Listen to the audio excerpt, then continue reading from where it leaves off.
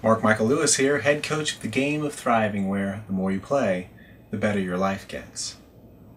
In his latest book, The Moral Landscape, How Science Can Determine Values, Sam Harris has made a persuasive case that science is the appropriate methodology to determine an optimal human value system.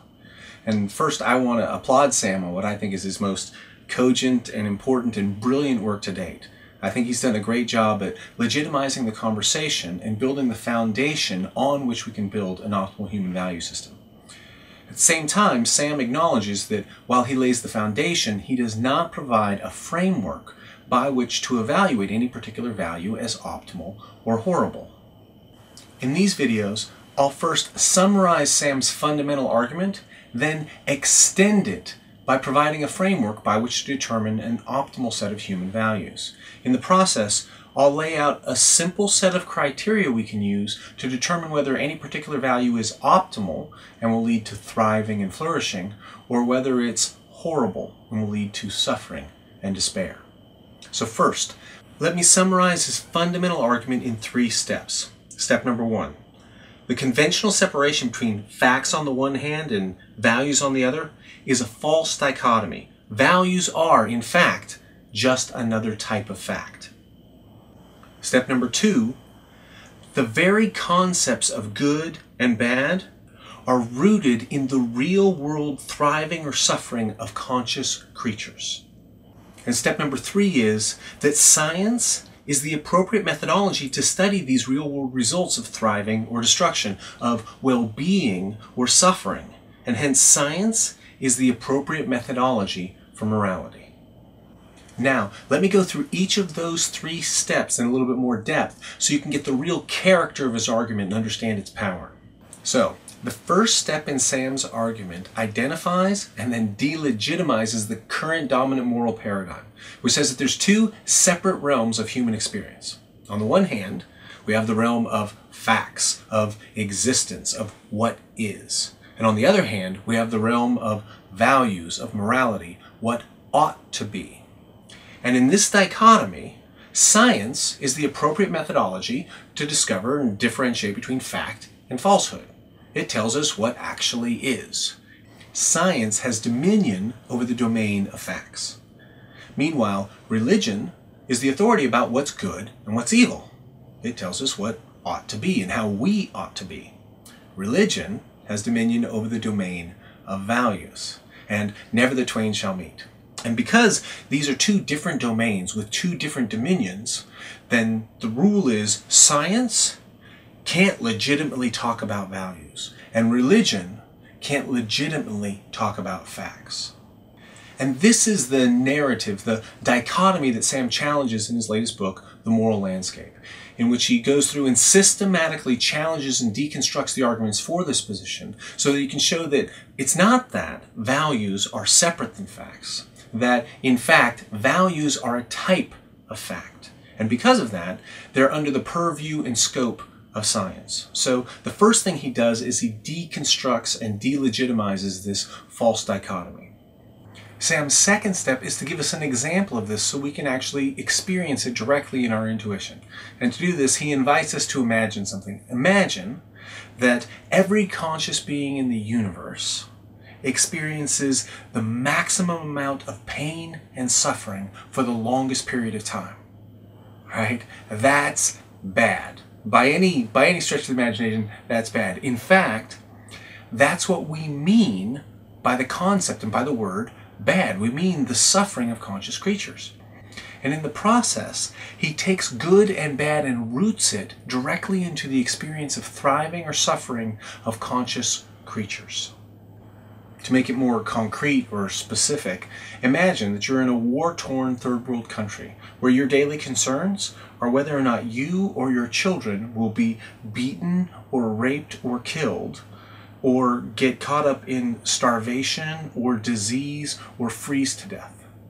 Right? Compare that to waking up in a modern Western democracy where your daily concerns are whether or not your food is organic, or whether you can really afford and justify that iPad, or how much time it takes to manage your junk email.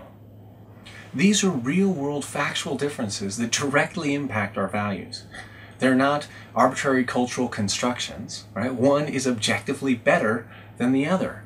It's good for the thriving and flourishing of human and animals, and it's bad for humans and animals to suffer and experience despair. One is better than the other. And once you understand this, once you connect morality to the thriving or suffering of human and animals, then you're bringing values into the realm of facts so that you can use all of the tools of science to clarify and get ever better understanding of values so that you can create the life you want for yourself and others. And this is the third step. Once you've connected good and bad to the thriving and suffering of human and animals, now you can say these are real-world consequences, and so we're going to use science, the appropriate methodology, to study the real world in order to discover the values. Science can determine values. So that's the fundamental argument that Sam makes in The Moral Landscape. And although I hardly did it justice because he went into such depth in the book, it gives you the kernel of it that we can use as a foundation on which to build. Now, once you accept the idea that science can determine human values, the first question becomes, well, what criteria are you going to use to determine whether or not a value is going to lead to thriving and flourishing, or whether it's going to lead to suffering and despair? Now, Sam has made it clear that he is not providing that system. His not inconsiderable task in The Moral Landscape is simply to create the foundation on which we can have the conversation, which is an incredible gift. Thank you, Sam. Now, I would like to propose an optimal human value system, a methodology, and a set of criteria and distinctions that we can use so that we can determine whether or not any particular value is going to be leading to thriving and flourishing, or whether it's going to lead to suffering and despair. What values are optimal and what values are horrible? And I'll begin by proposing 3 criteria that any value system would have to fulfill if we were to call it an optimal human value system. So here are 3 criteria required for any system that would call itself optimal.